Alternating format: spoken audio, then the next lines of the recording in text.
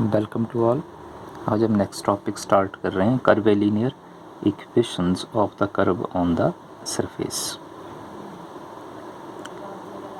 Curvilinear equation कैसे define करेंगे, कैसे फाइंड करेंगे। जैसे आपको पता, कर्व और सरफेस ये दोनों आपको बताए हैं। ये कर्व में आपको बताया था कि जो कार्टेशियन कोऑर्डिनेट है, जो आप स्पेस में पॉइंट कंसिडर करेंगे, उस पॉइंट P का जो आप कार्टेशियन कोऑर्डिनेट कंसिडर करते हैं, that coordinate depends on a single parameter. ये आपको सारा पॉइंट बताया, कर्व के बारे में बताया था। ये कर्व्स इन स्पेस। तो इसमें बताया था कि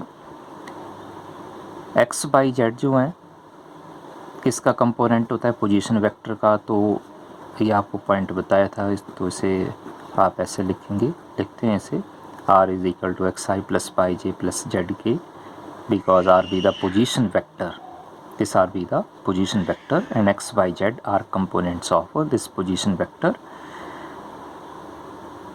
and x by z depends on, in case of curve in space, x by z depends on single parameter.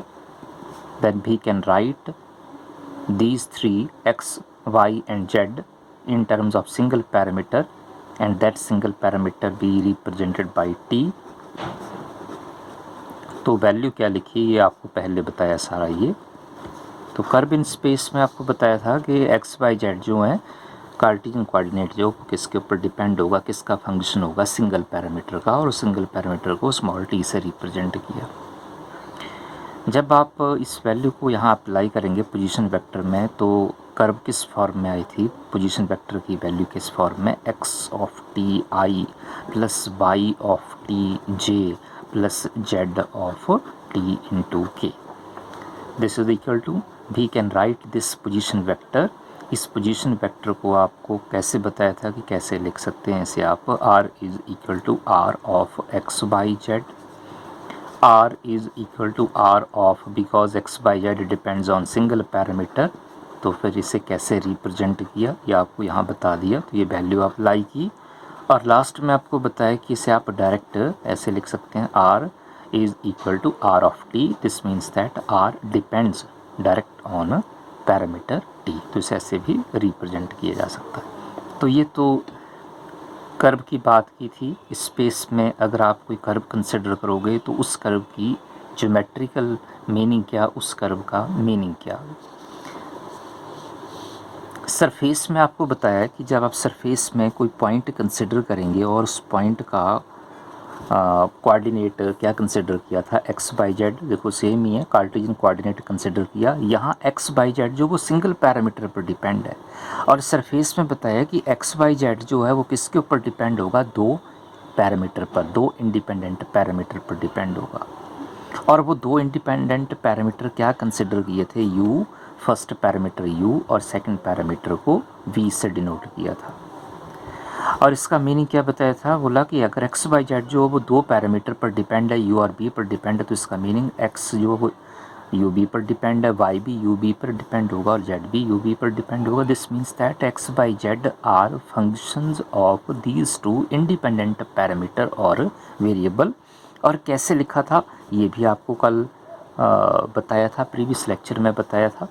X is equal to x of v, या जैसे आपको बताया था फंक्शन फॉर्म में लिखा था, एफ और फर्स्ट फंक्शन को एफ से रिप्रेजेंट किया था, सेकंड फंक्शन को जी से रिप्रेजेंट किया था, और थर्ड फंक्शन को एच से रिप्रेजेंट किया था।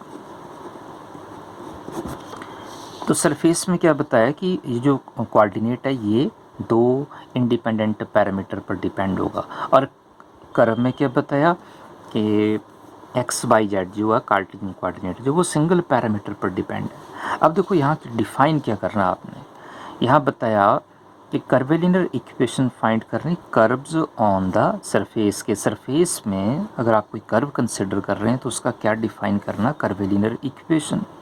अब कर्व का सरफेस के साथ रिलेशन कैसे डिफाइन करोगे, क्योंकि कर्व तो सिंगल पैरामीटर पर डिपेंड है, और कर्व कहाँ कंसिडर करनी है, सरफेस। और सरफेस में पॉइंट जो वो दो पैरामीटर पर डिपेंड है, तो इसे कोरिलेट कैसे करेंगे। तो जैसे एक मैं यहाँ पॉइंट बताता हूँ ज्योमेट्रिकली। सपोज ये सरफेस है, ये suppose this is a surface, और सरफेस में ये कोई कर्व है, ये कर्व कंसिडर कर ली। Suppose this is a surface, surface को मैं एस से रिप्रेजेंट कर रहा हूँ और कर्व को सी से डिनोट कर दिया। सरफेस में जो पॉइंट कंसिडर किया वो पॉइंट जो है ये डिपेंड कर रहा है दो पैरामीटर पर, u और v पर। और ये जो कर्व है ये सिंगल पैरामीटर पर, और सिंगल पैरामीटर को किससे रिप्रेजेंट किया, t से रिप्रेजेंट किया। तो कर्व कहाँ कंसिडर किया, सरफेस में। तो कर्व को आप कैसे डिफ़ाइन करोगे, रिलेशन कैसे डिफ़ाइन करोगे सरफेस के अकॉर्डिंग। तो यहाँ से आपको पता लग रहा है ये सरफेस में पॉइंट जो कार्टेशियन कोऑर्डिनेट जो वो दो पैरामीटर इंडिपेंडेंट पैरामीटर पर डिपेंड कर रहा है, यू बी, और कर्व जो वो सिंगल पैरामीटर पर। तो यू बी का रिलेशन टी के साथ कैसे डिफाइन करेंगे, दैट रिलेशन, जब भी आप रिलेशन डिफाइन करोगे यू बी का टी के साथ, दैट ज्योमेट्री रिप्रेजेंट्स कर्वेलिनियर। तो ये जो आप ज्योमेट्री डिफाइन करोगे, दैट ज्योमेट्रिकल रिप्रेजेंटेशन और that mathematical form represents or called curvilinear equation of curve on surface। तो ये कैसे डिफ़ाइन करेंगे, तो सिंपल है।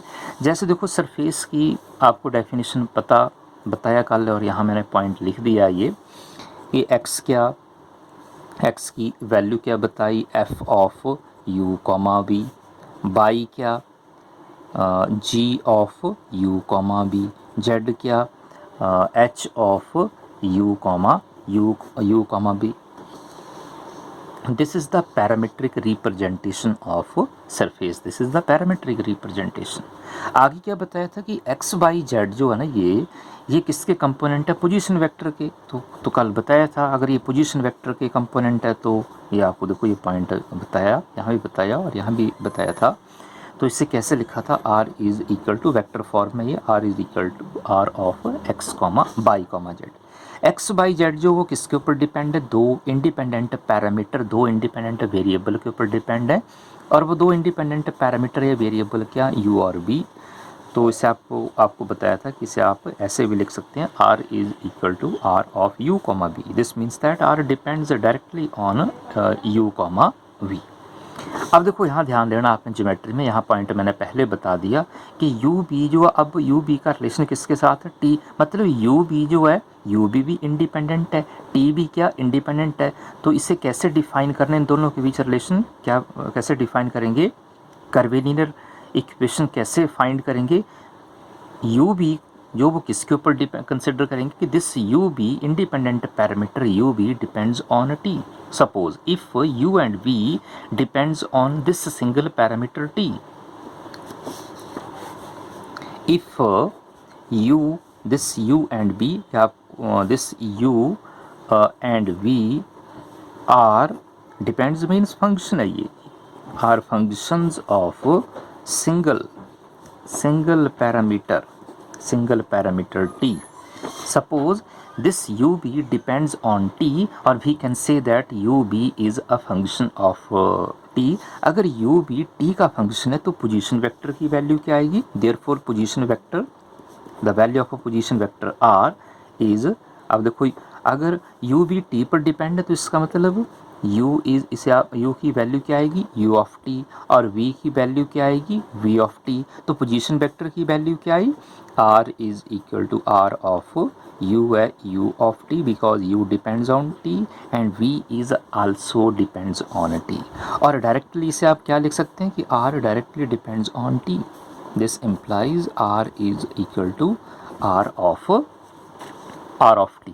Then this type of representation, कौन सी रिप्रेजेंटेशन, ये जो पॉइंट कंसिडर किया कि u भी t पर डिपेंड, v भी t पर डिपेंड, दोनों independent variable parameter single parameter पर डिपेंड कंसिडर किया। This type of representation is called curvilinear equation of this curve on surface. Then u is equal to u of t and v is equal to v of t are called curvilinear equations of the curve on the surface. तो simple defining है कि curvilinear equation कैसे find करनी है। When these two independent variable और parameter depends on single parameter, single variable, then this type of representation is called curvilinear equation of this curve on a given surface.